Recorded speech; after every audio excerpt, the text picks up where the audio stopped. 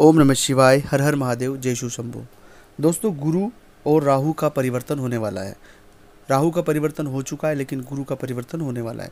और जो आने वाला महीना है, इसमें गुरु और राहु दोनों परिवर्तन से आपकी राशि जूझने वाली है। और इसके क्या प्रभाव हमारे जीवन पर होने वाले हैं।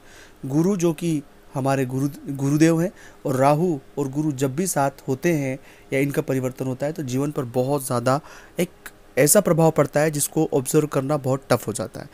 तो जब कभी भी ये प्रभाव किसी भी व्यक्ति के जीवन में आएगा, तो बहुत सारी चीज़ें जीवन में बदलने वाली हैं। तो कुछ सावधानियाँ, कुछ अच्छा, कुछ बुरा और कौन से प्रयोग, ये सभी चीज़ें बहुत विस्तार से समझ लीजिएगा, क्योंकि आने वाला महीना बहुत टफ होने वाला है। यह बात आप पहले से समझ लीजिएगा। सबसे पहली बात है कि अहंकार, हमारी लड़ाई अहंकार की लड़ाई हो जाएगी। उदाहरण के लिए कि कोई अहंकारी व्यक्ति से हमारा तनाव हो जाएगा, विवाद हो जाएगा, और उस अहंकार के चक्कर में हम बहुत नुकसान उठा लेंगे। इसलिए बहुत ज़्यादा कोशिश करें कि कोई अहंकारी व्यक्ति से अगर आपकी भेंट हो या टकराव या इस तरह की कोई भी बात चल रही हो, तो आप शांत रहें। अहंकार का जवाब अहंकार से नहीं दिया जा सकता है, शांति से दिया जा सकता है। जीत आपकी ज़रूर होगी, लेकिन यहाँ पर हमें थोड़ी सी सावधानी रखना है। दूसरा है कि व्यर्थ खर्च, बहुत ज़्यादा व्यर्थ खर्च होना शुरू हो जाएंगे। जो खर्चों के बारे में आपने कभी सोचा नहीं, वो खर्च आ जाएगा। जिन खर्चों को लेकर आप प्रिपेयर ही नहीं मेंटली, वो खर्च आ जाएंगे। तो यहाँ भी हमें सावधान रहने की आवश्यकता है।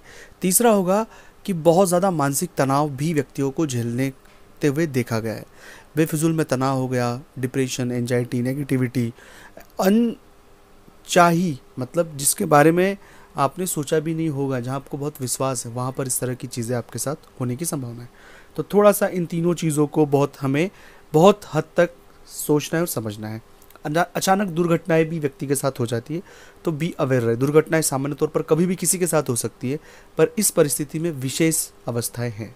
यह जो बातें मैंने आपसे साझा की, इनको विशेषकर आपको ध्यान देना है। प्रयोग आपको क्या करना है, नीले रंग के कपड़े पहनना शुरू कर दें, उससे बहुत प्रभाव आपको पड़ेगा।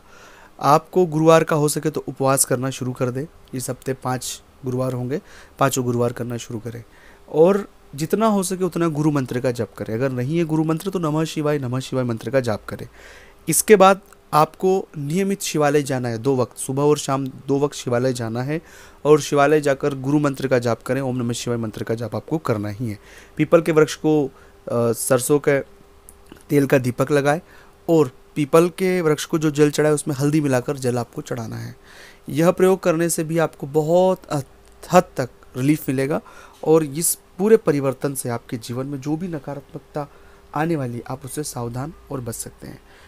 अगला प्रयोग आपको करना है कि इस महीने में जो भी कोई काम आप करना चाह रहे हैं, बड़ा काम, उसे टाल दें। कोशिश करें उसे अगले महीने के ऊपर जान दें, मई के महीने को टाल दें। अगर आप नहीं टालेंगे तो उस कार्य में बहुत सी रुकावटें और अड़चनें आने की संभावनाएं हैं। तो यहाँ पर इसे आपको बहुत हद तक ध्यान रखना है।